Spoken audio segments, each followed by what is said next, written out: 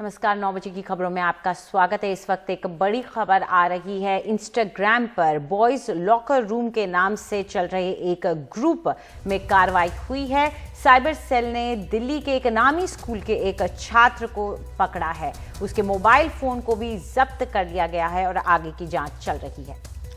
मुकेश सिंह सेंगर हमारे संवाददाता लगातार इस खबर पर नजर बनाए हुए हैं। वही खबर लेकर हमारे तक उन्होंने पहुंचाई है। मुकेश, ये मामले इस तरीके के 90 के दशक में जब से कंप्यूटर इंटरनेट आया तब से कुछ इस तरीके की खबरें जरूर आई स्कूलों से, लेकिन कभी भी इस तरीके का मामला सामने नहीं आया जिसमें कि इस तरीके की बातचीत, इस तरीके की चैट सामने आई हो, जहां पर 16 से 18 साल के बीच के लड़के गैंगरेप तक की बातें और इस तरीके का चैट ग्रुप बनाया हो। कैसे मामला सामने आया, अब क्या कार्रवाई होगी?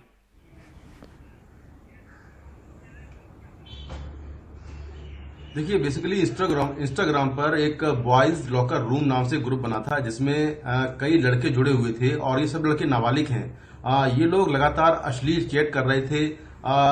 तमाम जो फोटोज हैं लड़कियों के न्यूड वो डाल रहे थे ग्रुप में और लड़कियों को रेप करने के लिए थ्रेट कर धमकी दे रहे थे।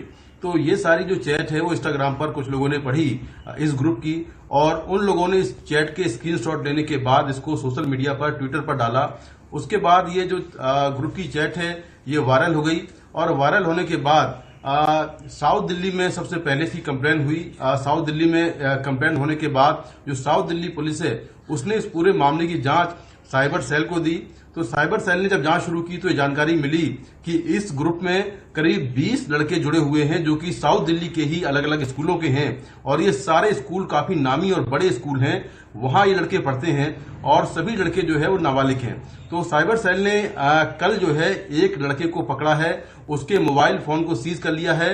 ये इस ग्रुप का एक्टिव मेंबर था और ग्रुप का जो मेन कहें कि ग्रुप को एक्टिवेट करने वाला ये लड़का है, तो उसको पुलिस ने कल पकड़ा है। बाकी जो 20 करीब और लड़के हैं अलग अलग स्कूलों के साउथ दिल्ली के, उनको भी पुलिस ने आइडेंटिफाई कर लिया है। उनको भी एप्रीहेंड करने की कोशिश की जा रही है। कल इस लड़के से लंबी पूछताछ हुई थी जिसमें बाकी लड़कों के नाम भी सामने आए हैं। कुल मिलाकर अभी एक लड़का पकड़ा गया है और बाकी लड़कों की तलाश की जा रही है। लेकिन काफी बड़ा ये मामला है अपने आप में है क्योंकि लगातार सोशल मीडिया पर इस तरह की जानकारियां शेयर की जा रही थी जिसमें बहुत मुकेश, आपको यहाँ पर रोकना चाहेंगे। इस वक्त राहुल गांधी प्रोफेसर अभिजीत बैनर्जी से बातचीत कर रहे हैं। My daughter is a little stir crazy. She wants to be with her friends. My son, he's younger and he's more happy to have a parent at hand at all times, basically, etc. So for him, it's not a bad thing. But there is a full lockdown there, so they can't go out at all. Oh no, we can go out. We can walk around. There's no restriction on walking, for example, or cycling, or even driving. It's just you're not supposed to get together with more than I don't know, some number of people. Before I start, I've got a curiosity. Yeah. You got the Nobel Prize. Were you expecting it, or did it come out of the blue completely? Completely came out of the blue. It was not. I mean, I think that it's one of these things that if you spend time worrying about it, you could obsess a lot. Yes. And I'm reasonably good at not obsessing about things that don't have an immediate impact on my life. So I had no premonition or expectation or thought about it. It was completely a surprise. I mean, it was quite a big deal for us in India. We made you made us quite proud of. Thank you, but I mean it's a big deal. I wasn't saying it's not a big deal. I just think that you can obsess about it, but it's not that there is a process for it that is understood by anybody. So whatever, anything can happen. So one of the main things I wanted to discuss with you is the impact of COVID and the lockdown and the economic devastation on our poor people and how we should be thinking about it. I mean, we've had in India for some time a policy framework, particularly when we were in the UPA, of providing a sort of a floor for poor people, Narega, right to food, etc. And now a lot of that work is going to sort of fall by the wayside because we have this disease coming, and millions and millions of people are going to fall back into poverty. So this is something, I mean, how should one think about this? Right. So I think that these are kind of separable in my view, in the sense that I think that the real problem in the very short run is that these, I think more policies, good policies put in place by the UPA are inadequate. And the government, in a sense, absolutely embraced them. I mean, it was not that there was a particular partisan disagreement there. There was very clear that the UPA instruments will be used for doing whatever it is. I think what is harder to wrap one's head around is what do you do about the people who are not covered by that? And that's a lot of people, the migrants in particular. One of the ideas that was mooted, I think, in the last years of the UPA, but also embraced by the current government, was the idea that the Aadhaar would be made national and therefore would be used for PDS and other things. So the Aadhaar-based claims on PDS would be eligible. You would be eligible for it wherever you are. And that would have been wonderful to have that right now. Sort of looking back, I would say that would have saved a lot of misery, because I think a lot of people would have then gone to the local ration shop and said, here's my Aadhaar. I'm eligible for PDS. I'm collecting PDS in Mumbai, even though my family resides in Malda or Darbhanga or whatever. That's my claim. And so I think the fact that that didn't happen means that there's a bunch of people for whom there isn't really a system. Mm-hmm. And they are eligible to NREGA because they're in Bombay, and there's no NREGA in Bombay. They're not eligible for PDS because they're not actually residents. Part of the problem in the very short run is that the conceptualization of the welfare structure was based on the idea that anybody who's really not in where they're supposed to be is actually working and is earning an income, and therefore we don't have to worry about them. And that's what's collapsed. And then the question of poverty, it's not obvious to me that if the economy revives, there needs to be a durable effect on poverty. The real concerns are, will the economy revive?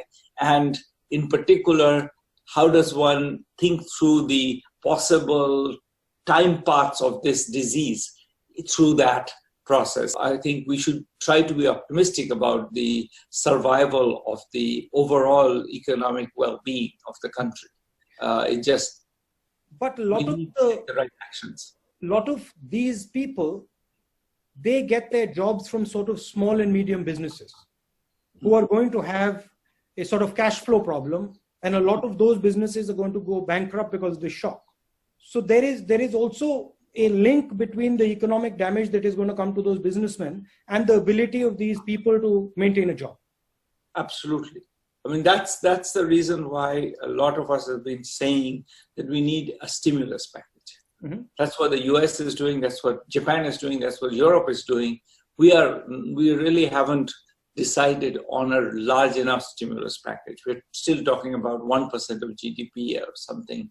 The US has gone for 10% of GDP. But there's a sense in which I think we have to, the MSME sector, mostly the easier, we have done one thing that I think is wise, which is to kind of put a moratorium on debt payments. I would say we could do more than that. We could even say that the debt payments for this quarter will be cancelled and will be taken care of by the government. So we could do a bit more than that, so that you don't actually have to pay for a quarter where you never pay. It's not just a matter of rescheduling it, just permanently cancel it. We could do that, but beyond that, I think it's not clear that targeting the MSME sector is the right channel. It's more reviving demand, giving money in the hands of everybody so that they go buy in the stores or they buy consumer goods. The MSME sector produces a bunch of stuff that people will want. they've been not buying things. So if they had money, or even if you promise them money, it doesn't have to be that money is right now. If you're in the red zone, you could say, look, whenever it's lifted, we'll have money in your account. You'll have 10,000 rupees in your account and you can spend it. I think spending is the easiest way to revive the economy, because then the MSME people, they get money, they spend it. It sort of has the usual Keynesian chain reaction. So we are talking about some version of Nyay, or a direct cash transfer to the poorest people. Absolutely, a direct cash transfer. Whether it's to the poorest people, that's more debatable. I would argue for a broader, because I think targeting is extremely costly. Yeah, you try to target in this mess. You try to target and figure out who's become poor after their shop was shut for 6 weeks. I don't know how we figure this out. I wouldn't try to figure it out. I would say, bottom 60% of the population, we give them some money. Nothing bad will happen, in my view. That if we gave them some money, well, some of them will not need it, but fine, they'll spend it. And if they spend it, that will have stimulus effect. So the only place where maybe I'm more aggressive than you are in that sentence is that I think I would go beyond the poorest people. So you're talking for Rahul Gandhi बात कर रहे हैं Nobel पुरस्कार विजेता सम्मानित professor Abhijit Banerjee से, जिसमें उन्होंने एक अहम बात पर कहीं ना कहीं लाकर फोकस किया। अभिजीत बैनर्जी ने यह कहा कि अगर इकोनॉमी को रिवाइव करना है तो कहीं ना कहीं खर्चा करना होगा, स्पेंडिंग करनी होगी। यानी अगर इकोनॉमी में आप पैसा डालेंगे, खर्चा करेंगे, पैसा देंगे, तो लोग उस पैसे को वापस से इकोनॉमी में डालेंगे और इकोनॉमी रिवाइव होगी।